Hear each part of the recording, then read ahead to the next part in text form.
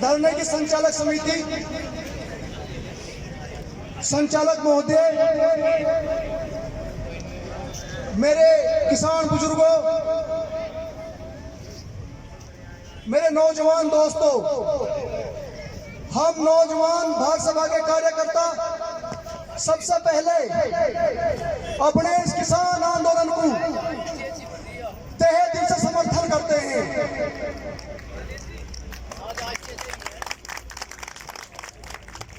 नौजवान भारत सभा के कार्यकर्ता ये सोचते हैं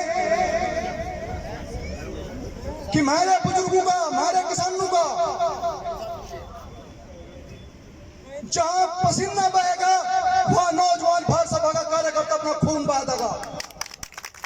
इस जज्बे के साथ हम अपना इस आंदोलन को समर्थन करते हैं।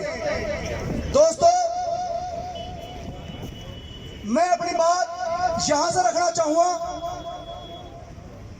वह गुलशन जो कभी आजाद था गुजरे जमाने में, वह गुलशन जो कभी आजाद था गुजरे जमाने में, मैं साके खुश हूं हाँ हाँ उसे उजड़े गुलिस्तां की। और ये बात अशफाक उल्लाह खां, जो शहीद अशफाक उल्लाह खां हमारे क्रांतिकारी रहे, उन्होंने जब अंग्रेजी दौर में यह बात कही थी। आज जो बात, जिसे सोच के जो तकलीफ उस देश में हिंदुस्तान के अवाम की थी, जो उनकी लूट थी, जो बेबसी थी, आज उससे कहीं ज्यादा है, कम नहीं है। हम देख सकें कि इससे पहले जो भी सरकार ने 5-6 महीने पहले ये 3 काले कानून बनाए, जो देश विरोधी हैं, किसान विरोधी हैं, हिंदुस्तान की पूरी आवाम के विरोधी हैं, इन 3 काले कानून से कोई नहीं बच सकता सिवा उनके 5% जो देसी विदेशी कॉर्पोरेट घराने हैं, जो उनके लघुए भगवे हैं, उन्हें छोड़ के। साथियों, ये 3 काले कानून अगर हम थोड़ा सा इतिहास में जाकर देखें तो बंगाल के अकाल के हालात पैदा कर देने ऐसे कानून हैं। साथियों, ये 3 काले कानून जब हम इतिहास में पढ़ेंगे, नील की खेती का विद्रोह जो हुआ था, वो हमें उसकी याद दिलावेंगे कि किस तरह से अपनी जमीन पे अपने देश के किसानों को दाने दाने के लिए मोहताज कर दिया गया और उन्हें कहा गया कि अनाज पैदा नहीं होगा, यहाँ नील की खेती होगी। ऐसी आज फिर यहाँ रख दिया जा रहे कि अनाज मत बो, जट्रोफा बो, फूल बो, इस देश में अनाज की जरूरत नहीं है। ऐसा ही सरकार को लगे। क्या ये सरकार अनाज नहीं खाती? साथियों, हमें ये बात एकदम साफ समझ लेने की जरूरत है। ये 3 कानून, ये कानून नहीं है हिंदुस्तान के अवाम का गुलामी का दस्तावेज है, और इन दस्तावेज का खुलेआम चैलेंज करें, हम इन्हें नहीं मानते।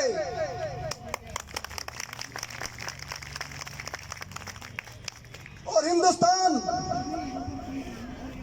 की आवाम इन 3 काले कानून के खिलाफ लगातार जाग रही। हर गांव में एक चिंगारी की तरह लगातार तेजी से आग फैलती जा रही। हम देख रहे हर पल गांव में पंचायतों का दौर शुरू हो गया। जो लोग कल तक सरकार के डर से भागते थे, वो दोबारा सामने आने की हिम्मत करने लगे। दोस्तों, अगर जिंदगी प्यारी है, अगर आजादी प्यारी है, तो हमें घर से बाहर निकल कर सड़क पर आना ही होगा। हमारे पास और कोई रास्ता नहीं है। ये सरकार कहे कि 1.5 साल आप इसे भुगत कर देख लें। 1.5 साल? क्या अभी तक का अनुभव 1.5 साल और इंतजार करने की हमें इजाजत दे? नहीं। क्या इस कानून के पास होने के बाद कपास किसान की लूट नहीं हुई? कितनी लूट हुई? 1800 का रेट MSP का और 600 रुपए में खरीदारी। सरकार के बहुत फायदा होगा। क्या 1000 रुपए माइनस फायदा है? नहीं। फिर कैसे इंतजार करें 1.5 साल का? क्या इस देश के रक्षा मंत्री जो ऐसे बयान दें क्या वे अंधे हैं? क्या वे जज्बातहीन हैं? क्या हृदयहीन है वो?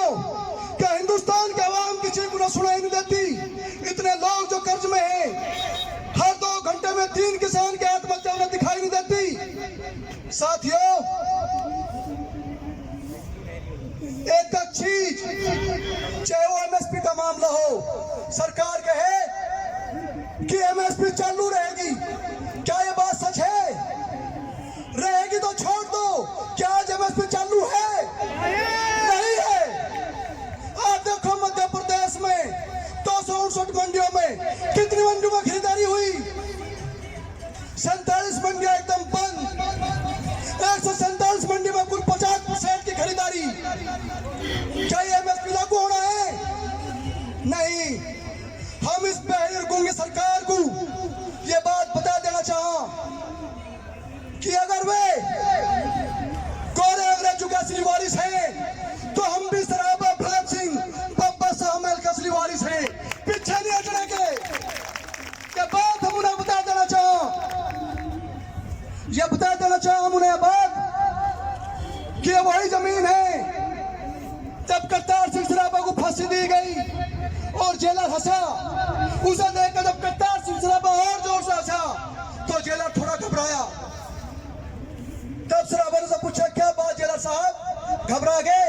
क्या सोचा था, सराबा मर जाएगा? नहीं, जब एक सराबा मरेगा तो 1000 सराबा पैदा होंगे। ये वो जमीन है और पैदा हुए। क्या चंद्रशेखर आजाद, राम प्रसाद बिस्मिल, अशफाकुल्ला खां, हजरत मोहानी, बरकतुल्ला खां, भगत सिंह, राजगुरु सुखदेव, दुर्गा भाभी क्या यही पैदा नहीं हुए उनके बाद? तो जान लें, अगली पीढ़ी उनसे भी ज्यादा जज्बात से और हौसलों से लबरेज है। हाँ, वो पीछे नहीं हटने की किसी भी तरीके से। साथियों, ये बात क्या है, कॉन्टेंट फार्मिंग, इससे किसानों को फायदा होगा। हमें कहीं भी अपना अनाज बेचने की आजादी है। ये देंगे हम आजादी? क्या हम आजाद करना चाहें या 10 से भी 10 सरमाएदार उगा के हमें ऐसे घास की तरफ फेंक देना चाहें? हमें इनसे आजादी नहीं चाहिए। जो आजाद हो इंसान, वो आजादी अपनी लड़के ले और हम इनसे भीख नहीं मांगने के, हम अपने अधिकार लड़के लेंगे। ये नौजवान भारत सभा का नौजवान का ऐलान है, भीख नहीं मांगने के।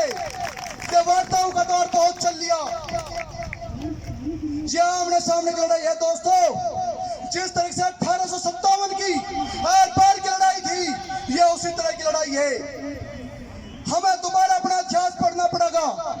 हमें देखना पड़ेगा हमारे किसान आंदोलन कैसे हुए, नील विद्रोह कैसे लड़ा गया, सन्यासी विद्रोह कैसे लड़ा गया, तेभागा आंदोलन कैसे लड़ा गया, वारली विद्रोह कैसे लड़ा गया। वे सब हमारी विरासत है। हमें पढ़ना पड़ेगा अपना इतिहास और उसके बाद लिखेंगे हम नया इतिहास।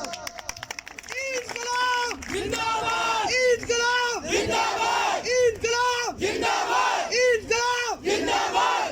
दोस्तों, जब कोई अपने हक मांगे तो एक तरह का विद्रोही है। अपनी बात कहना, अपने हक लेना। हम दोस्तों, ये 3 काले कानून मेरे ख्याल से, चाहे एमएसपी का मामला हो, चाहे कॉन्ट्रैक्ट फार्मिंग का मामला हो, और चाहे जो 23 जो जरूरी वस्तुएं थी अधिनियम, वो खत्म कर दिया 1955।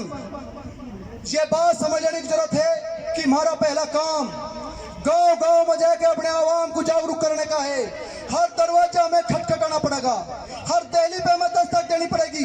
हमें बताना पड़ेगा कि ये मजदूरों के भी इतने खिलाफ हैं। हमें बताना पड़ेगा ये व्यापारियों के भी इतने खिलाफ हैं। सब चीज हमें बतानी पड़ेगी। दोस्तों, मैं एक बात कह के अपनी बात खत्म कर देना चाह रहा। उन्हें ये फिक्र है हरदम नए तर्जे जफा क्या है। उन्हें ये फिक्र है हरदम नए तर्जे जफा क्या है। और हम ये देखना चाहें कि उनके सितम की इंतहा क्या है। इंकलाब जिंदाबाद।